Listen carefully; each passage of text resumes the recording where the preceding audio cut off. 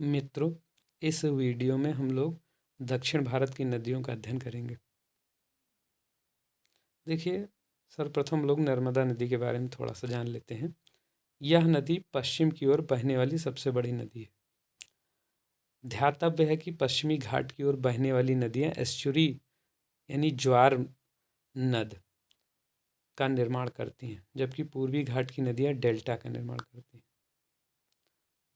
उत्तर से दक्षिण में नदियों का क्रम: गिलगित, सिंधु, श्योक, कृष्णगंगा, झेलम और चिनाब। भारत की सबसे बड़ी नदी है गंगा।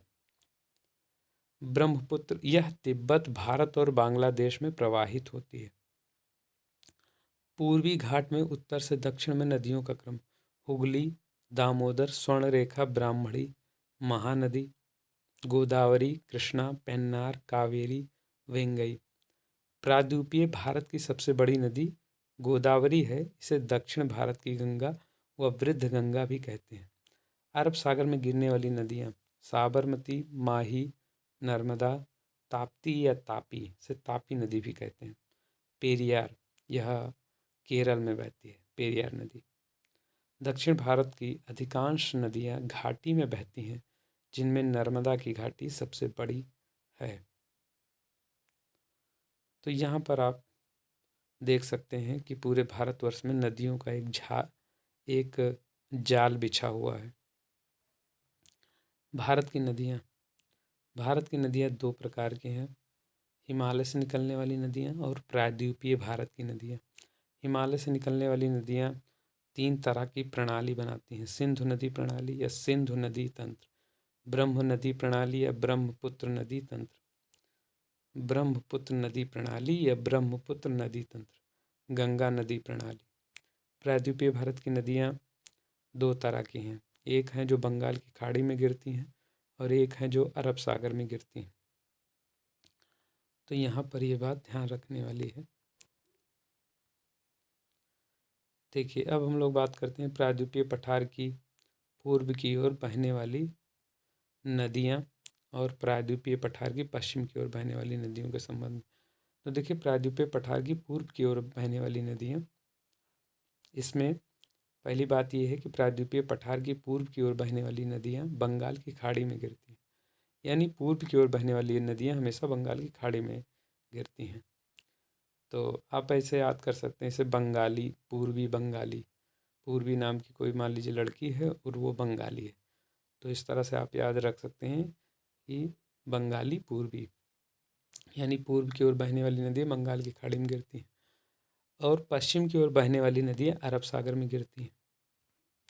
इसके बाद पूर्व की ओर बहने वाली नदियों में गोदावरी, कृष्णा, कावेरी, महानदी प्रमुख नदियाँ।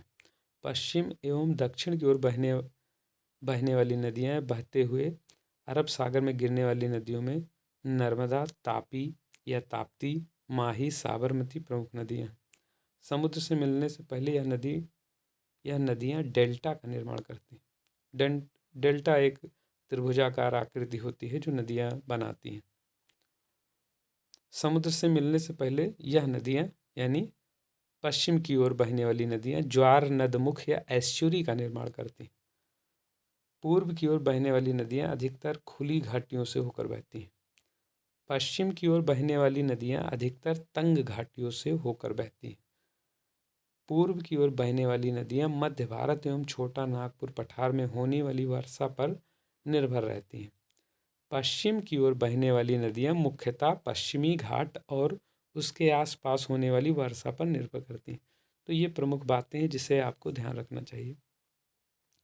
यहाँ पर हम देख सकते हैं कि भारत की प्रायद्वीपीय नदियाँ एवं जलप्रपात कौन कौन से हैं। तो यहाँ पर आप देख सकते हैं, इस तरह से देखिए, भारत की प्रायद्वीपीय नदियाँ कौन कौन सी हैं। लूनी नदी है, साबरमती, माही, नर्मदा नदी, ताप्ती नदी या तापी नदी, गोदावरी, पेनगंगा, वेनगंगा, महानदी, दामोदर, ब्राह्मणी, कृष्णा नदी, पेन्नार, तुंगभद्रा, कावेरी। इसके बाद देखिए, ये हैं जो दक्षिण भारत की नदियाँ हैं: नर्मदा, ताप्ती या तापी, माही, लूनी, घग्गर, साबरमती। नर्मदा नदी विंध्याचल पर्वत श्रेणियों में स्थित अमरकंटक नामक स्थान से नर्मदा नदी निकलती है और खंभात की खाड़ी में अपना जल गिराती है। इसकी लंबाई है 1057 किलोमीटर। इसके बाद ताप्ती आती है। बैतूल जिले, जो कि मध्य प्रदेश में स्थित है, कि मुल्ताई नगर के पास से यहाँ निकलती है। खंभात की खाड़ी में अपना जल गिराती है। 724 किलोमीटर इसकी लंबाई है। माही नदी विंध्याचल पर्वत श्रेणी से निकलती है और खंभात की खाड़ी में अपना जल गिराती है। यह है 560 किलोमीटर लंबी। लूनी अजमेर जिले में स्थित नाग पहाड़, जो कि अरावली पर्वत में स्थित है, वहाँ से ये निकलती है लूनी नदी, और ये कच्छ की खाड़ी में अपना जल गिराती है। 450 किलोमीटर इसकी लंबाई है मात्र। घग्घर नदी कालका के समीप हिमालय से निकलती है। हनुमानगढ़, जो कि राजस्थान में स्थित है, में अपना जल गिराती है। 494 किलोमीटर लंबाई है इसकी। साबरमती उदयपुर जिले का दक्षिण पश्चिमी भाग, वहाँ से निकलती है। अरावली पर्वत का ही भाग है वो। यहाँ पर गलती से अरावती पर्वत लिखा है, अरावती नहीं, अरावली पर्वत होता है, तो ध्यान रखिएगा कि अरावली पर्वत से ही निकलती है साबरमती नदी। ये गुजरात में है। और कच्छ का रण क्षेत्र, वहाँ पर जाकर के अपना कच्छ का रण क्षेत्र गुजरात में है, वहीं जाकर के ये अपना जल गिराती है। 416 किलोमीटर लंबाई है इसकी।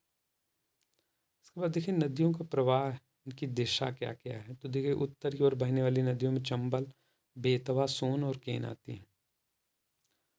इसके बाद दक्षिण में बहने वाली नदियों में आपकी बेनगंगा, पेंच, वर्धा आदि आती हैं। पश्चिम में बहने वाली नदियों में माही, नर्मदा, ताप्ती या तापी नदियाँ आती हैं।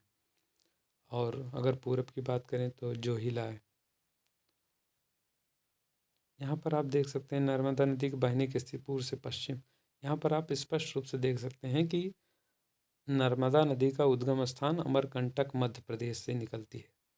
यानी मध्य प्रदेश के अमरकंटक नामक स्थान से नर्मदा नदी निकलती है, उधर पश्चिम की तरफ जाकर के बहती है।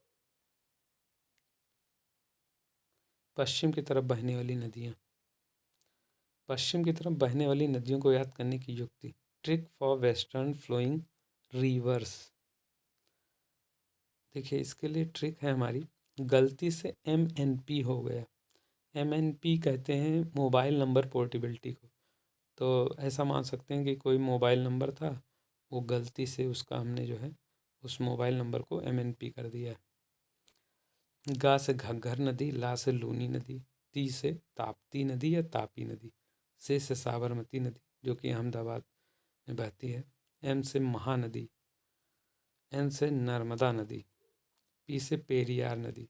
पेरियार नदी आपकी केरल में बहती है। महानदी उड़ीसा में बहती है। तो मित्रों हमारा वीडियो यहीं पर समाप्त होता है। उम्मीद है कि आपको यह पसंद आया होगा। पसंद आया हो तो आप इसे लाइक कीजिए, शेयर कीजिए, और अगर आप हमारे चैनल पर नए हो तो इसे सब्सक्राइब कीजिए। फिर मिलते हैं किसी अन्य वीडियो के साथ। तब तक के लिए आप अपना ख्याल रखिए। जय हिंद।